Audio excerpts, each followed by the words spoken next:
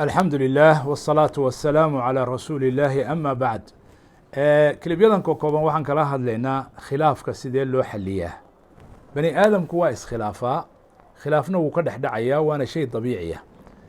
gurigaa khilaaf ka dhacaya ninka iyo xaaskiisa khilaaf ka dhacaya labada walaalaha baa khilaaf ka dhacaya kambaniga ama shirkadda kuwa wadaagaha baa wax khilaaf ka dhacaya laba qabiil baa khilaaf ka dhacaya laba dal baa khilaaf ka dhacaya laba gobol baa khilaaf ka dhacaya khilaafka bani aadamku waa shay dabiici ah weeye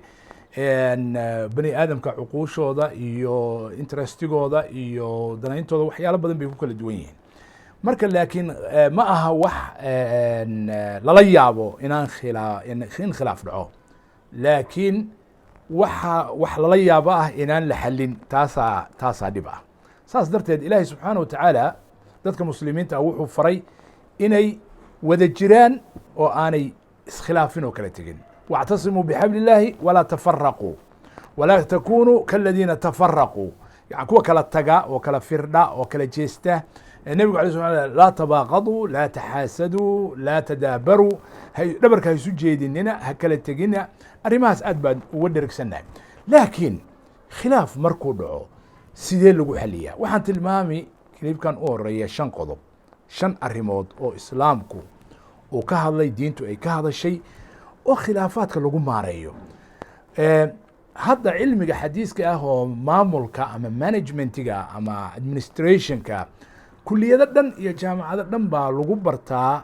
waxa la yiraahdo khilaafka maareyntiisa conflict resolution ama conflict management marka waad u jeedaa kelimadda yani waxa weeye khilaafka maaha in la tirtirayo sidee loo maareeyaa waay sidee loo maareeyaa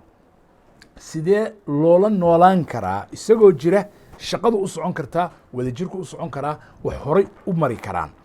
qodobka la rabo in la fahmo kaas waay soomaalida in badan waxaad moodaa in ay u maleeyaan laba reer hadday istaan waa la kala booday aan kala jeesano aan kala tagno laba gobol baa diray aan kala tagno laba qolo baa iskhilaaf aan kala dhaqaaqno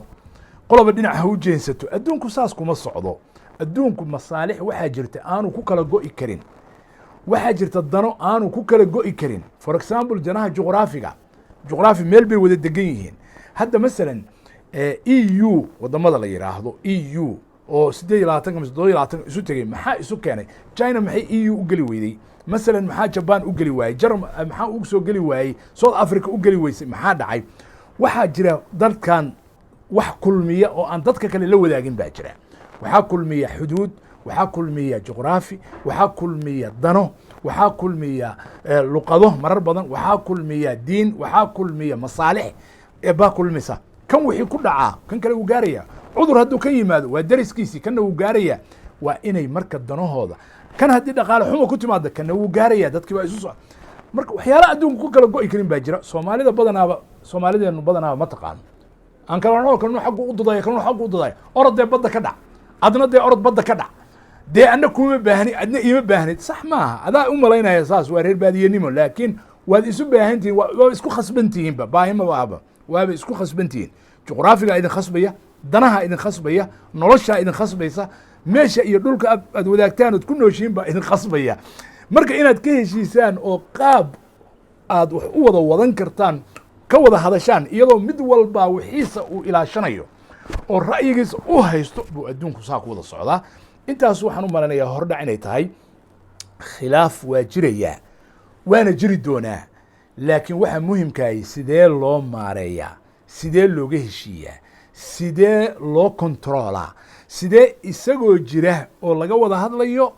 umuuruhu u socdaan insha allahu tacaala qodobka ku xiga baan kaga hadli doonaa bal qodobada ugu muhiimsan ee loo baahan yahay in lagu maareeyo السلام عليكم ورحمة الله.